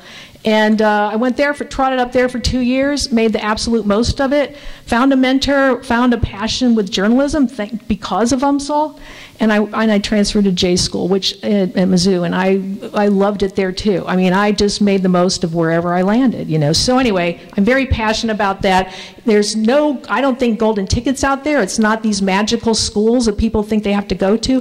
Look inward and see what is it that, you know, kids should look inward and say, what can I do to make the most of wherever I land? Then I wanted to talk a little bit about these different kinds of schools that I've kind of been talking around the edges about. Unfortunately, I think too many kids, when they look at schools, are looking at schools thinking, oh, parents ask this question, do you want to go to a big school? Do you want to go to little school? Do you want to go to a medium-sized school? Well, if you ask it that way, it's like asking, do you want a Hershey bar or Hershey Kiss? Like, kids want the Hershey bar, right? Well, that's a stupid question. But colleges are not like that, because colleges have missions that are behind those sizes, and it's important to understand what those missions are. Okay, you know, the big schools. Now, when I give this talk in California, everybody's recognized this. Anybody recognize this school here? Okay, it's Berkeley. So the research universities are the ones, you know, that get all the glory. People, you know, they're the ones that give grade A, you know, or the private ones, elite ones give grade A, not so great, or no merit aid. But they're the ones that get all of the attention, right? When kids are thinking, when the ratings come out, those are the ones that people are focused on. They have a lot going for them. They have a lot of majors. They have teachers who have written the textbooks. At Berkeley, you have a lot of Nobel Prize winners. In fact, they have special parking for the Nobel Prize winners at Berkeley. But the thing is, if you're an undergrad, you're not going to get near those Nobel Prize winners, right? Because the number one goal of a research university is research, professor research, right? That's what professors are there for. They're not there for undergrads. It's professors are there to attract grants, research money, to, you know, subsidize their labs. The second priority are graduate education, PhDs, educating the next generation of PhDs. And it's those graduate students, and I've known a lot of them through my daughter's friends, they're the ones that teach the undergrads generally, okay? Undergrads are the third priority, right? So, you know, it is possible to make connections with professors if you're an undergrad, but it can vary by department, and it can vary also if is your child an extrovert? Can they go out and, you know, make connections with professors? A lot of kids can't, right? So that's something I think is important, not just to, let's just look at the brand name, but look at what is going on in the departments itself. You know, out in California, I'll talk to kids, you know, I talked to one kid who was an English major at UCLA, and he says, you know, my professors are really interesting, but I never knew them because the classes were 100 kids or more. He goes, I had my favorite all-time class, I love this class, it was a freshman seminar, and there was 20 kids in the class, and that was the only class I ever had at UCLA that was that small. They were all at least 100 kids, which is sad, right? But so look at departments. The other thing I think people think is you have to go to a research university to go to grad school, which is also not true. In fact, students who go to liberal arts colleges go to graduate school in greater percentages. In fact, I have a friend who's a professor at UC, University of California, San Diego, and the science professor, and he was saying every week he gets a kid coming into his lab saying, can I do undergraduate research with you? And he always says, no, you get lost. And he also has kids coming in asking him to do a recommendation for medical school, because you have to have a STEM professors give you a recommendation. So these kids come in, and my friend says, I don't know who you are. There were 250 kids in the class, and I can just give a write that you took the class and this was your grade. That's all I can do for you. And sometimes he tells me the kids persist and say, well, could you get to know me? Could I take you out to coffee or lunch? And he goes, no. I mean, he doesn't seem to have any problem with that at all. I mean, he does brag about his kid who went to a liberal arts college. He thinks that was a great place. So anyway, that's something you need to be aware of, is look at the department level, see what kind of experience your child would get. At some school, I knew one kid I knew who was in Berkeley and was a classics major. Well, there are not many classics majors, so it was a great experience because she got to know all the professors. But in a lot of times, it's not going to be like that. But you have to look at every school and every department to see what, to get some sense. And also talk to students in that department, and also hopefully talk to some professors in the department too. Now, the small schools are those liberal arts colleges that I talk about. They don't have the Nobel Prize winners. They don't have the shiny labs. What they do have is small classes, boutique education. You can get to know your professors very well. You can find mentors, which both of my kids did. And as I said, students go to graduate school in higher numbers. I can tell you my son was a mathematics major. He's a smart kid, but he's not a brilliant kid. And I think that if he had gone to the University of California, which he could have done, I don't know that he would have been a math major, because I don't think he could have handled classes with 200, 300 kids in the class. Because it was a hard subject for him, he needed help. Well, I can tell you, once my husband and I went to the family weekend at Beloit, and we were going to be able to trail him in his classes, and he told me, "Oh, Mom, the math class, this was his sophomore year, it's so big, I don't think there's any room for you and Dad." And I'm like, "Okay, well, if not, we won't go." Well, we walk in, there's 20 kids in the class. That to him was this huge class, right? I mean, he had kids. He even had, and this is one of the nice things, capstone projects. He had one class was just him and the professor. But what I was going to say is, because they were small classes, he could get help. He would walk out of a class sometime, and his math professor said, "Ben, I got a feeling you didn't get what I was saying about this whatever concept, whatever." So he said, "Why don't you come to my office and we'll talk about it?" That's the kind of help that he got to help him get through a really hard major. And there's a lot of kids who go to universities that wash out of the STEMs because they're so hard. And part of sometimes these universities are intentionally making it hard because they don't have enough room to have everybody get through the system. Not everybody can be an engineer, a math major, or chemistry major, that sort of thing. So that's just something that I think. And the other thing is, I think you ended up working harder because you have to show up at school. You can't just miss a class when there's 20 kids or 10 kids in the class. And also, I think it can be easier in some ways because you have more opportunities to succeed. Because in his class, my daughter's classes, you had quizzes, you can have participation points, you can have essays, you can have extra credit. A lot of times at universities, it's like you get a midterm and a final, and that's it. And if you have a bad day or it's a lousy test, wow, you could mess up big time. So anyway, it's just something to think about.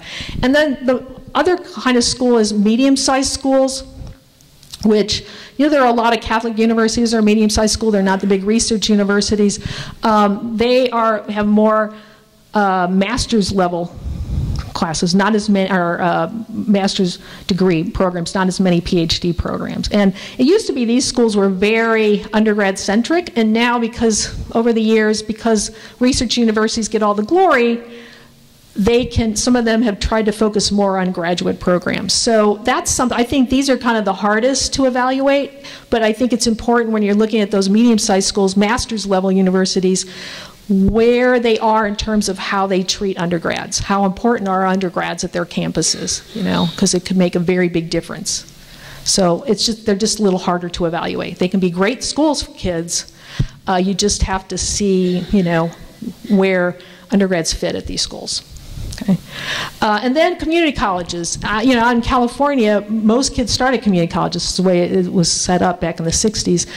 For those that do start in community colleges, I think it's really important to study for the placement test because kids think, oh, I don't have to take the SAT or ACT, but you're going to have to take a placement test, and if you don't study for it, you could end up in remedial classes, and that's why so many kids never get out of community college, because they're stuck in remedial classes. They get discouraged. So what I tell kids is they need to study and use AccuPlacer, which is on the College Board. So if you just Google AccuPlacer, I think it costs like $1 or something, and you can get all sorts of study materials to study for the community college placement test in English and math. You can see this is a California slide here, but the other thing that you should do is, even if a child starts in remedial classes, find out how long it can take to get out of them, when you can get retested, you know, because you shouldn't just assume, oh, I'm stuck in this track and that's just the way it goes. No, just you can take the tests again, this time study, and find out how fast you can do that, okay? I think I probably should start, as I said, I could talk for hours, but okay, I would love to answer some questions. Sorry I couldn't get even through more stuff, but yes? I hope this is a helpful question.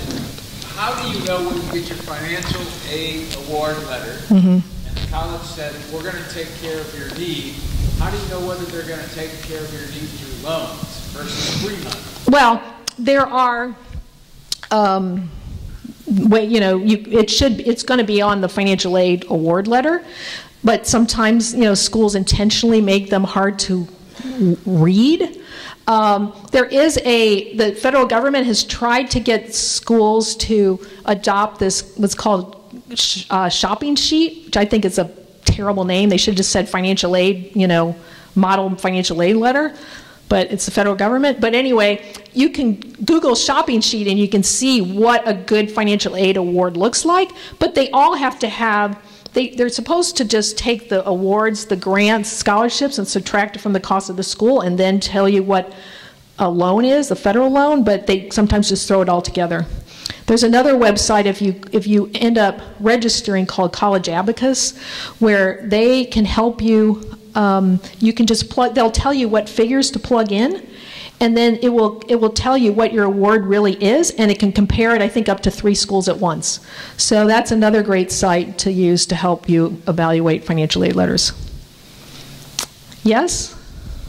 It used to be that if you were a minority, there was more financial aid to be had. You know, that's not true, actually. In fact, if I had, so much I didn't get to, but the biggest affirmative action is for rich students, actually. That is by far the biggest affirmative action. Is if you're affluent, you can be not quite as smart and get into a lot of schools, and you can get money. Because now this isn't true at the most elite schools because you get a lot of rich students who are very bright.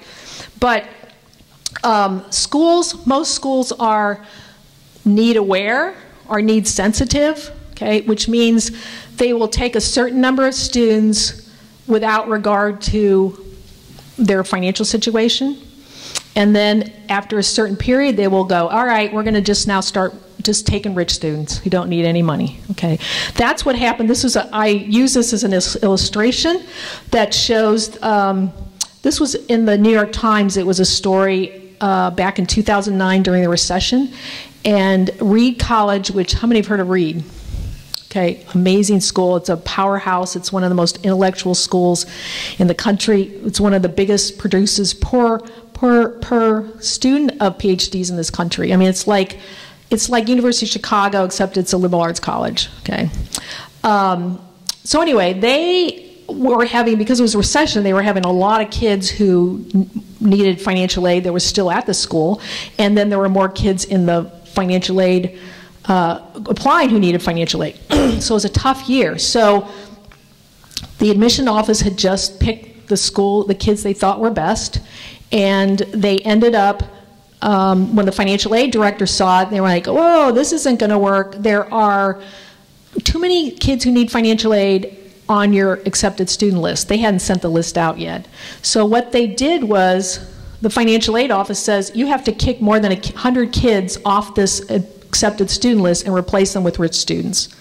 Now, this ended up as a story on the front page of the New York Times, and all hell broke loose. There were hundreds of comments about how could Reed do this, but this happens all the time. It's just that a New York Times reporter happened to be in the room when this was being discussed by the board, and most times that doesn't happen. It just happens behind closed doors. So rich students can have an advantage because at some point most schools are going to go, okay, we need to just take full pay kids. Now, that said, there are schools, I should update this, there are schools, the Journal of Blacks in Higher Education contact elite liberal arts colleges every year and research universities, and some of them do accept minorities at a higher rate than they do the overall population, but part of that, they do that, because, and not all of them do, but some of them do, because they don't want just campuses with a bunch of rich white kids in it, you know? I mean, they want a diverse group of students. And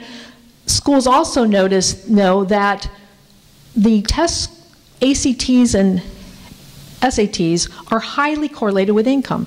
So a family who makes $200,000, in fact, I have it on my messy laptop somewhere, desktop, kids whose parents make $200,000 on average, their SAT scores are higher than students whose families make $150,000 on average, and on down the line. So it's rigged for lower income students, some of which are minority students. So there are schools that look at kids holistically that do give some students an advantage, but that is a fraction of the rich students who get an advantage.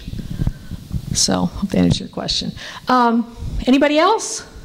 Yes? Small, medium, large. What's the student body number that you're Well, I'm just, you know, liberal arts colleges tend to be anywhere from 1,500 to maybe under 3,000. Medium size, you know, more like 5,000 to 15 maybe, and large on up.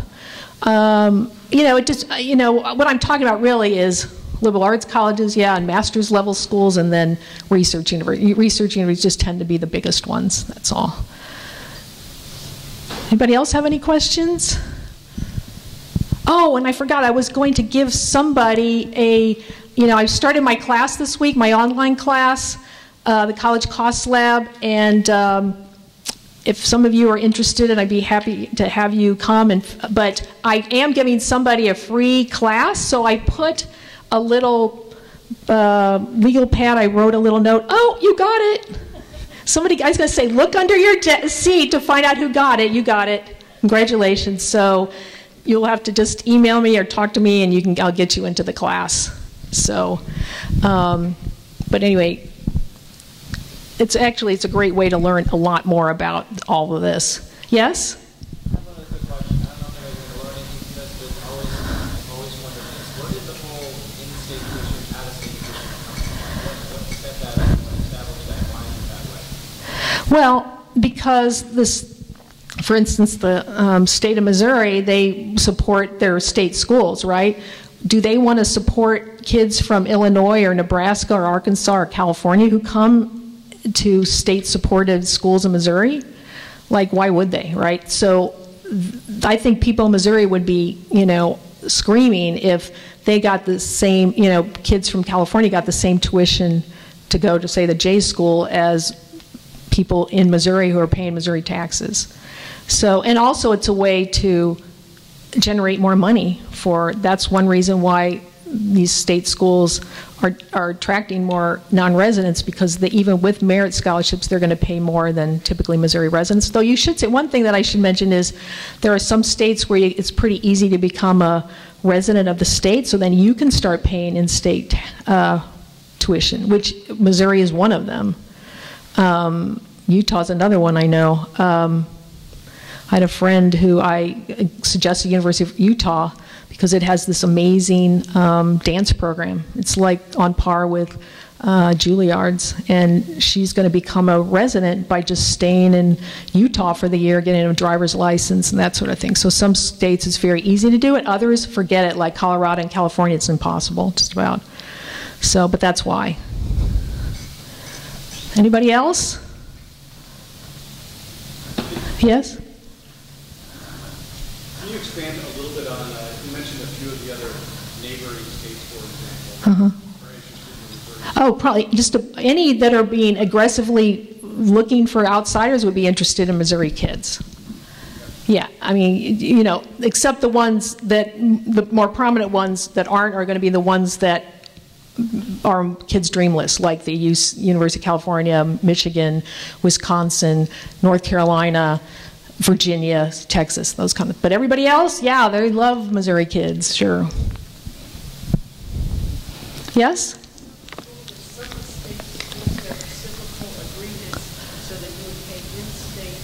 Yeah, there is a compact. I think it's the Midwest. I don't know what to call it. I have it in my class. I can't.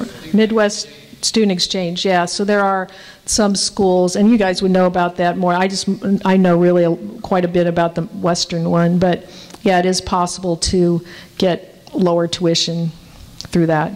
For example, Kansas, if our kids go over there, they pay 150% of in-state.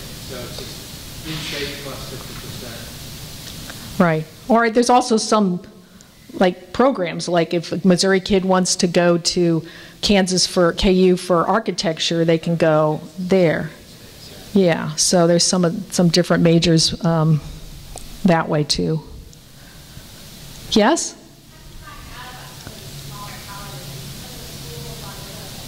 Yeah, right, that which is a problem. Yeah, well, you know, there's you could start with Colleges That Change Lives. That has some of them. I'll just throw in another plug for Naviance. When students do searches in Naviance, there's all kinds of parameters they can put in. One example would be large, medium, small schools, but there's all kinds of different parameters on there: religious affiliation, percentage of diversity, et cetera, et cetera, et cetera.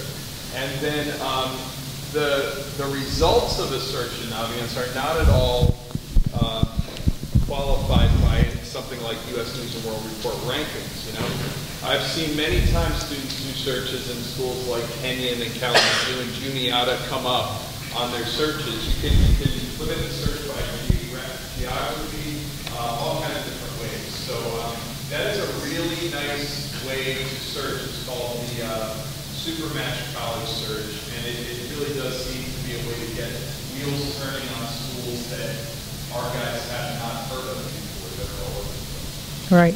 That's another one. And just one more thing, I tried to take notes on all of the links and articles that Lynn mentions, and I'll include those. I'll do the Google searching for you, and I'll include those on the email tomorrow with the handout. Okay, thanks. Yeah, there's, you know, that's great. There's other resources too. One that I like is Forbes, the think tank that creates the Forbes college rankings, the College Center for, what is it? Affordability and Productivity. And you can go to that website and you can see their college rankings and they have a based on. One of the ways they slice and dice is by geographic area, so you can see the Midwestern schools, and they throw colleges and universities together, unlike U.S. News, and you can see the Western, the Southern, and the Eastern.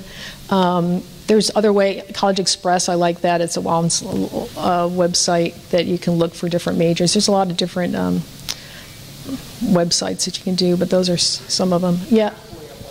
Oh, okay. Yes? I have a question about one of the slides you showed, the one that summarized the financial aid award data for specific colleges and universities.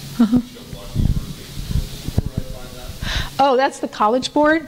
College aid? Yeah. Where on that website? Yeah, you call up the name of a school, and then you click on the paying tab, and then you click on financial aid by the numbers. That's something, actually, it's something that in my class I can delve a lot more into it. There are other websites that you can, that's just one website. It happens to be one that's, I think, easy to use, but yeah, it's a good one. Oh, yes? You talk about these small colleges versus large colleges. I understand the pros and the cons of what you explained. However, how do you factor in the availability to visit those colleges? For example, if you want to go into, just recently, Marquette University, Southwest flies up to Milwaukee, $79 one way. You try to get into, say he gets into Stanford, the price of going to Stanford to visit here and there, if he needs help, or bring him back from Stanford. I mean, some of those are awfully high. Well, for one, I wouldn't worry about Stanford because like 5% get in, but I wouldn't worry about Stanford. But well, okay, actually, in the Midwest, you guys, I mean, you're so close to so many great schools. People ask me that in California. They have a better, excuse like, oh my gosh, are you kidding me, to fly to, Minnesota and check out schools? Jesus, and my kid's going to fly back and forth. What you don't realize is if schools are going to be less expensive, if you can get a good merit aid or good need-based aid package, right, then the price of an airline ticket is nothing. Plus, compared to what you're going to be paying. And also what people don't realize is if your child is going away to school and they don't have a car, which is a great way to reduce the cost of, around the edges, you can get them, the insurance can be dropped almost to nothing. And you know what it costs to insure a boy insurance. Think about those costs. If you don't have those costs, that can cover a couple plane tickets. Right. So I think too many people, especially in California, get hung up on the plane because they're going to have to take a plane just about everywhere. But, prices in California are way high for schools.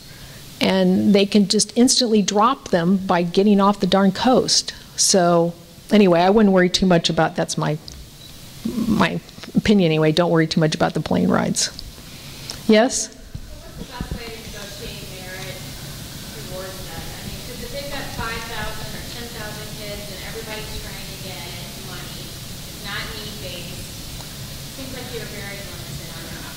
Not really. Well, it depends on the school. Like if it's a school that, is very, very, very popular and they don't have any problems filling their slots, it could be more difficult. Well, at state schools it's going to be hard. I mean, state schools really, at a state school it's mostly going to be, you can ask for a professional judgment if you have there's been a divorce or separation or a high medical bills or a death in the family, that kind of stuff.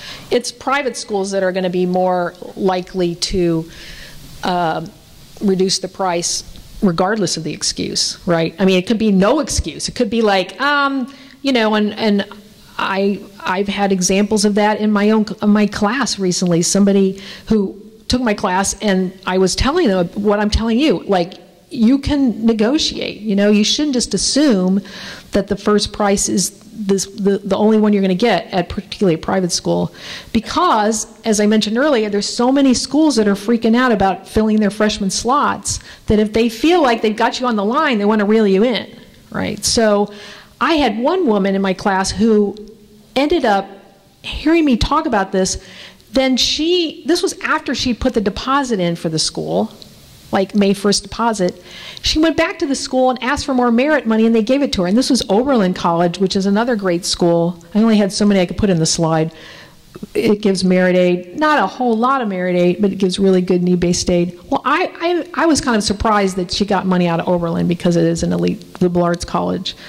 But you can, oftentimes kids can go back to, or parents can go back to a school and say, if you have other offers. Like I had a friend whose daughter was at a Catholic girl, well, it was the same one my daughter went to a few years later, and she was like a 3.0 student. She applied to schools like California Lutheran and Dominican University, it was a Catholic school in the Bay Area, and a couple other schools. She wanted to go to Cal Lutheran. That was the one who gave her the least amount of money, so I told the mom, talk to Cal Lutheran and say, my daughter would love to go to your school, but money is an issue, and there's competing offers.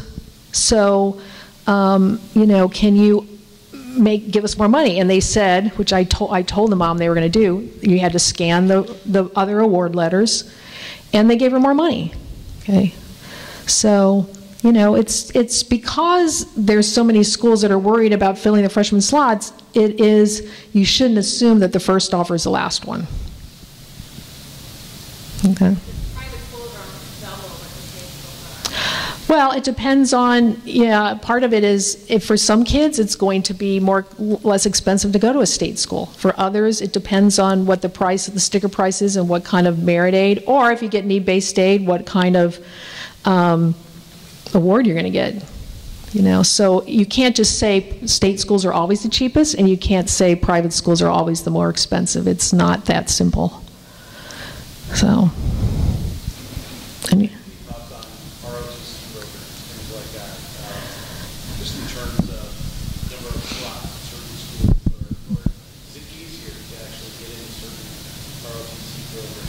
yeah, that's one thing that I'm just not up to date with. I know. Yeah. It's free college, so a lot of great kids want to get those scholarships. What's the best way to research the best schools for the degree your son wants to get? Well,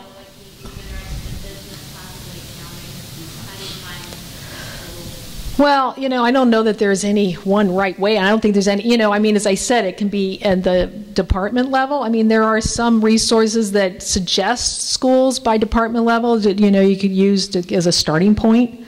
One is called the College Finder, which is a book that was written by a college consultant in Denver who's highly thought of, and the only problem is that he's coming out with a new edition, and so they're out of that edition, except you can get it on Kindle.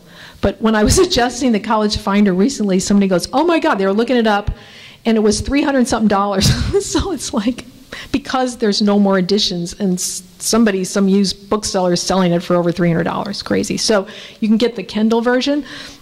There's another online PDF you can get called Ruggs Recommendations, which is a weird name, but it's RUGGS. And they have recommendations on schools that have good majors. You have to take all this with a grain of salt, right? But as a way to at least start looking at schools and then looking at the department websites to see what they say about what are they bragging about, right? Or what are they saying?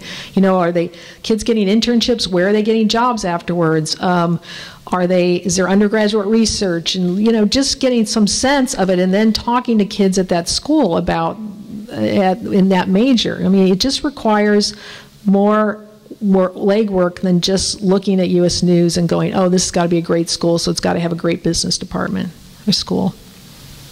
So. I have a question. If your child knows that they probably want to go on to grad school, Yeah. and that there's these other colleges that we have trouble recognizing the names of and stuff, and give a good deal to those, but will the grad schools recognize? Oh, absolutely. Oh my God, yeah. Well, one, keep in mind that liberal arts colleges, kids go to graduate school in greater percentages than universities. And part of it is, like kind of what I was talking to today. Professors at research universities don't really know these kids. The professors at liberal arts colleges do, and they become mentors, and they will coach kids. And you got to remember also, there is such a glut of PhDs in this country, and has been for so many years. All of these schools have the pick of the litter, right? So there are schools, all the schools, liberal arts colleges, master's level schools, they have lots of professors there who've all gone to, really good universities for graduate school, right? And also you have to keep in mind, though, that at research universities, they're selected for their research. At liberal arts colleges, ostensibly these professors are there because they want to teach. So hopefully they're going to be better teachers than some of the folks you get at universities, where sometimes you have a hard time even understanding them, right? Because they're not hired for their teaching skills or even their language skills. So, yeah, that is not an issue, for sure. And I can tell you, when my son was applying to these master's degree programs, teacher residency programs, which are a great way to go, I said, if your kid wants to end up being a STEM major and go on and teach, say, at high school level. He had his professors helping him with that. One of his professors was a biology professor who was one of his mentors. He had more than one. Sat down with him, and they practiced, because he had to fly to Denver and do a presentation as he was teaching a high school class. His professor sat down with him and they practiced it, right? And he had professors who wrote him beautiful recommendations, right? That's the kind of stuff. I had his roommate who was from at Beloit, who was from San Francisco. He was a physics major, and his professors sat down with him and was scoping out what would be the best grad school for him to go to for a particular engineering degree he wanted. Because that's something I didn't talk about. For kids who want to go into engineering, you can do if you want, you can do a 3-2 program. You go 3 years to a liberal arts college, and you go 3 years to a engineering school. WashU is one of them. It was a big feeder school, Columbia and Washington University, where a lot of kids go. It's a great program. But anyway, this kid didn't do 3-2. He just went as a physics major, and then he wanted to go into engineering school. So his professors guided him, knew about these schools, knew some of the people who were at these schools. He ended up University of Texas, Austin, flew this kid down from Beloit because they really wanted him. Right? That's the kind of assistance you get that you're not going to get at a lot of places. Not that some kids can't at a research university, but you know, it's not a guarantee, and it's going to help if the child is an extrovert, right? That can go and ask for help, you know. So, okay, I think I'm getting the, yeah? Uh-huh.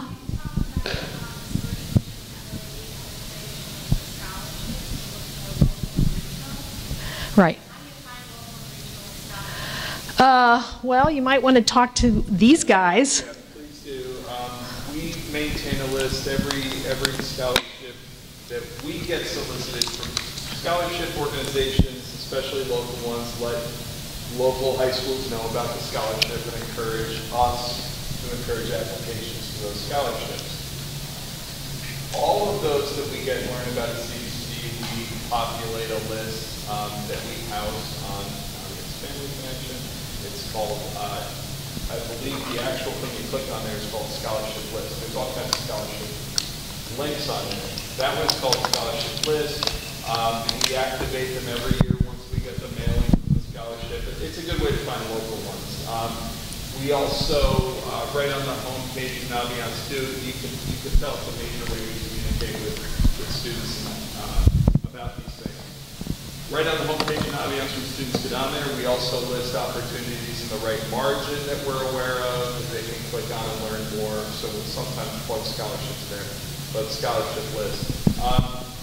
FastWeb and SchoolSoup and scholarships.com really are not as good for those local ones.